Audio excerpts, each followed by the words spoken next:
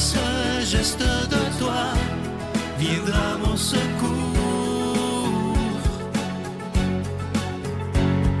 Viens semer dans mon âme le grain de l'amour. Je traverse un désert et je meurs de soif. Montre-moi le mystère qui garde la foi. Bonjour, bienvenue à votre émission La Victoire de l'amour en ce jeudi 7 novembre. J'espère que vous allez bien. On rejoint tout de suite pour sa chronique Martin Larocque et à l'homélie, ce sera le père Emmanuel Zétino.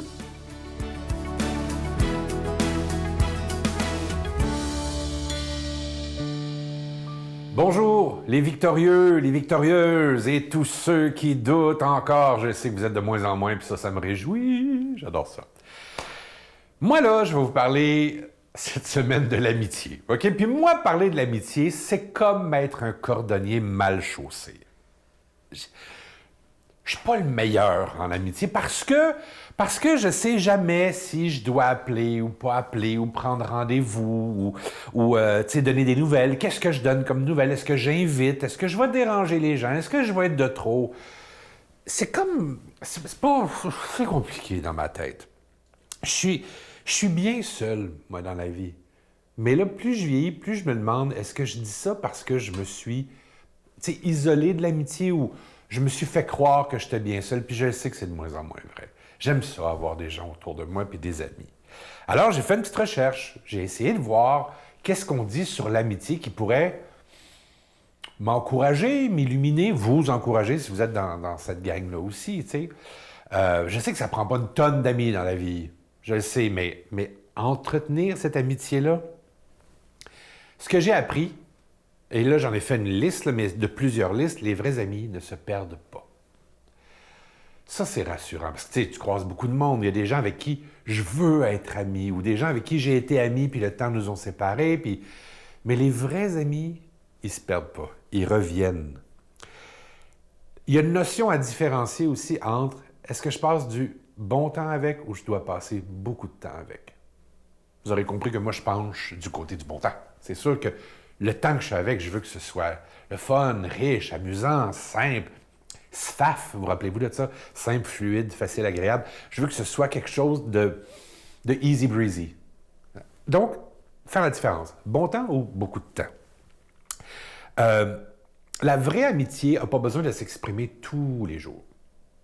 Ça me rassure un peu. Peut-être que je l'ai écrit pour me rassurer, moi, mais pas besoin de tous les jours, appeler tous les jours. Tu sais, la vraie amitié, elle peut respirer, mais elle va rester. C'est dans la tête que ça fait du bien de savoir qu'il ou elle est là, tu sais. Ça, c'est très touchant. Ils font de votre problème les leurs, juste pour pas que vous soyez seul avec. Juste pour pas y faire face tout seul avec. Oh, je trouve ça beau. Ils vont faire de votre problème les leurs et vice-versa. Je devine.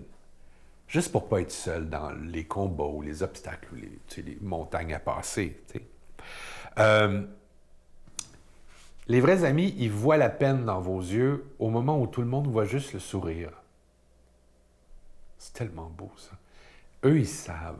Ils vont lire dans vos yeux. Ils vous connaissent. Ils vous sentent. Ils sont au courant. Puis les vrais amis, ils vont vous le dire. Ou ça, c'est plus rough. Mais les vrais amis, il n'y a pas le bullshit autour. Ils vont faire « OK, j'ai quelque chose à te dire. Voici la vérité. » Et c'est vice-versa.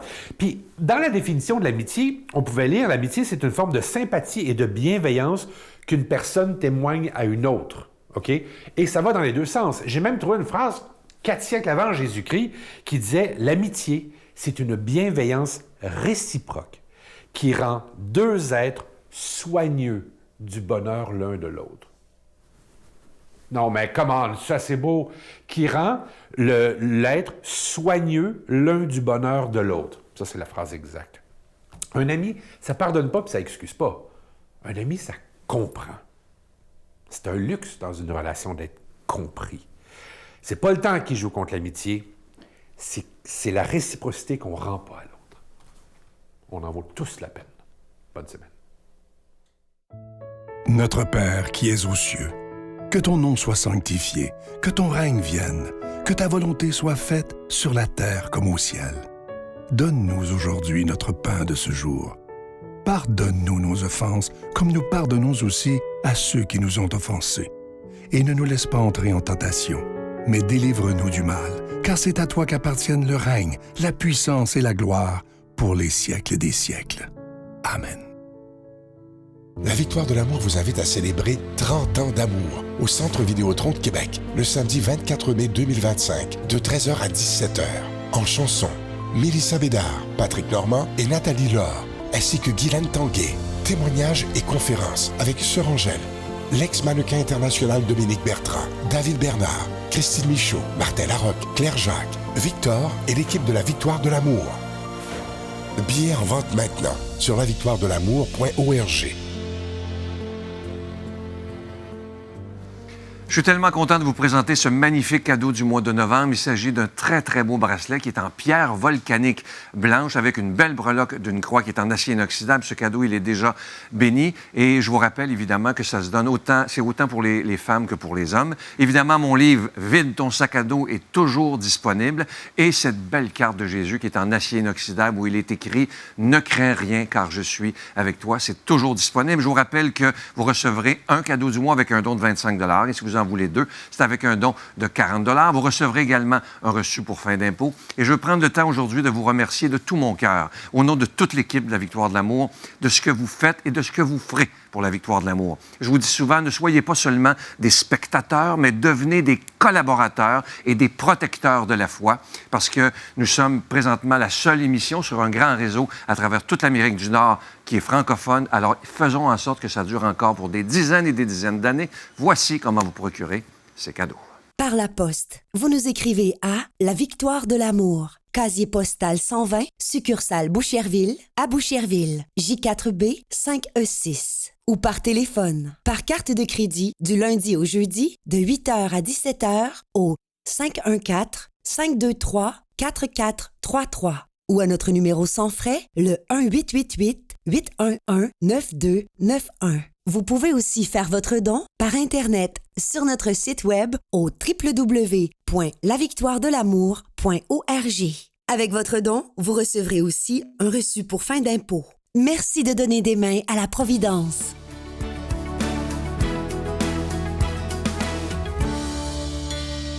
Mon Dieu, donnez-moi la sérénité d'accepter les choses que je ne peux changer, le courage de changer les choses que je peux et la sagesse d'en connaître la différence. Amen.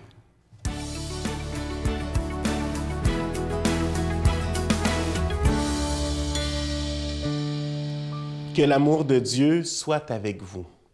Aujourd'hui, dans l'Évangile, Jésus se fait critiquer. On dit de lui qu'il fait bon accueil aux pécheurs et qu'il mange avec eux. Et c'est là où Jésus va leur parler de cette parabole que l'on connaît bien, de ces 100 brebis qu'il a et de la brebis qui est perdue, qu'on est capable de laisser 99 d'un côté pour aller vers celle qui a le besoin. Dans le fond, ici, le Seigneur nous invite à toujours aller plus loin, à se laisser déconforter par le Seigneur. Et dans cette réalité, il nous amène à voir comment est-ce que dans la vie au quotidien, parfois nous sommes justement un peu comme ceux qui critiquent Jésus, où nous voulons rester dans notre confort. Parce que c'est vrai qu'il est beaucoup plus facile de s'asseoir avec nos semblables, de s'asseoir avec ceux qui pensent comme nous, qui agissent comme nous, qui sont comme nous.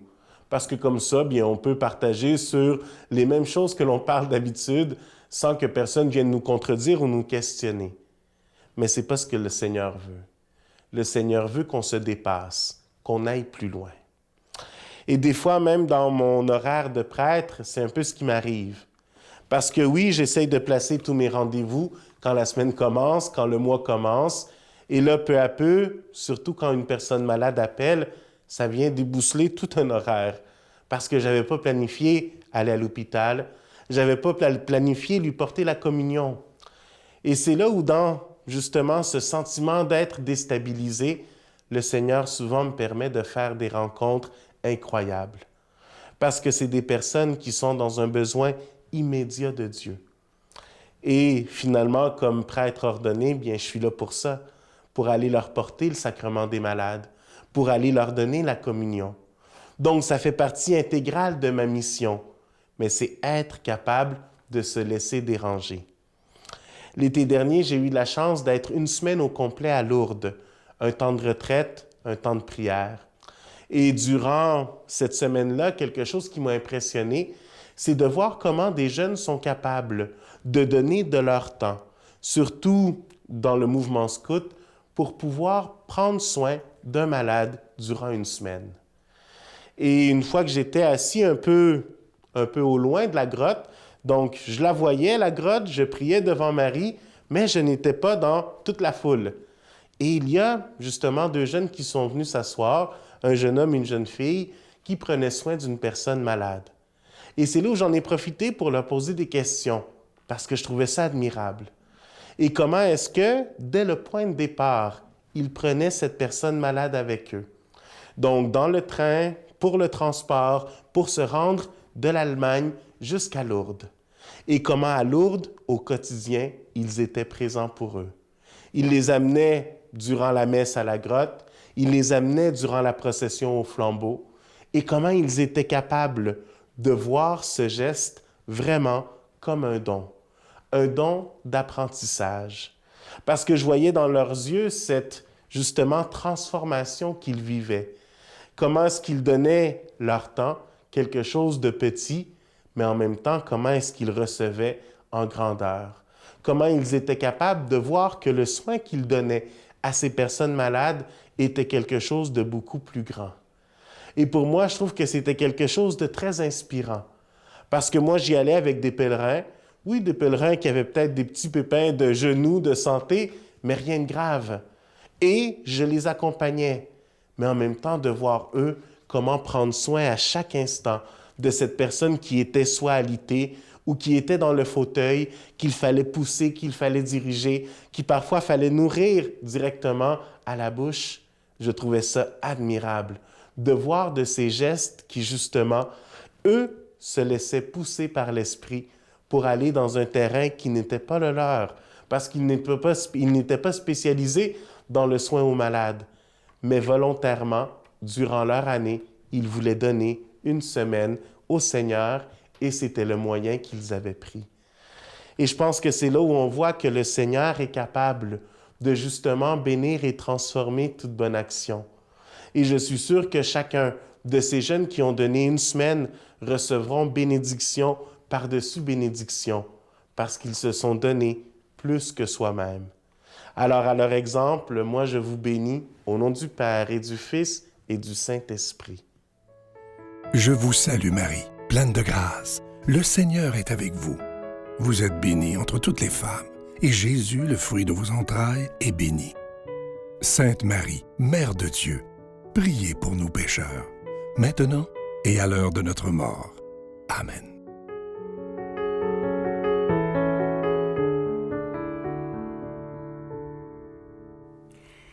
Je suis tombée par hasard sur une citation du pape François, une citation très audacieuse, attachez-vous bien. Mieux vaut ne pas fréquenter l'Église et être athée que haïr les autres et parler mal d'eux. Wow! Mieux vaut être un vrai chrétien et parler en bien de ceux qui nous entourent. La médisance, c'est le pire des fléaux, tant qu'à moi. Soyons des porteurs d'émerveillement, des porteurs de bénédiction, de bienveillance dans notre quotidien. Bonne journée. Quand on a décidé de renier la religion pour les raisons X, Y, Z, bien, il y avait des belles valeurs puis des beaux messages que moi, j'avais déjà un peu comme assimilés, que je trouve qu'on a perdu. À tes côtés, on peut tout espérer. Et même le temps pourrait bien s'arrêter. On marchera toujours avec toi. J'espère que grand-père